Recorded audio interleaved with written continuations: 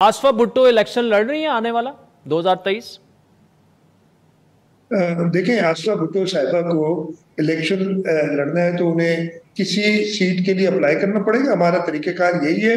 और उसके बाद parliamentary board Pakistan people's party का फैसला करेगा कि किसको टिकट दिया जाए। तो मुझे पर्सनली नहीं पता कि अगर बीबी आसिफा ने कहीं अप्लाई किया है किसी सीट के लिए इलेक्शन लड़ने के लिए कि नहीं। लेकिन जैसे मैंने कहा कि वो प्रोसेस से गुजरना पड़ेगा, apply for a seat, and the parliamentary board will decide कि किसको कहाँ टिकट देना है। वैसे वैसे शाह साहब, पाकिस्तान की सियासी जमातें इतनी जसारत कर सकती हैं कि कायद की बेटी को टिकट ना दे? आज तक हमने ये देखा नहीं तो नहीं नहीं, है। मैंने ये तो नहीं कहा कि टिकट नहीं देंगे। मैंने कहा वो डिसाइड करेंगे। और उसके लिए तो चीजें ना, ठीक। बीबी आसिफा 2018 में भी इलेक्शन लड़ना चाह रही थी, लेकिन फिर उन्होंने खुद ही कहा था कि मैं नहीं लड़ती इलेक्शन 2018 का।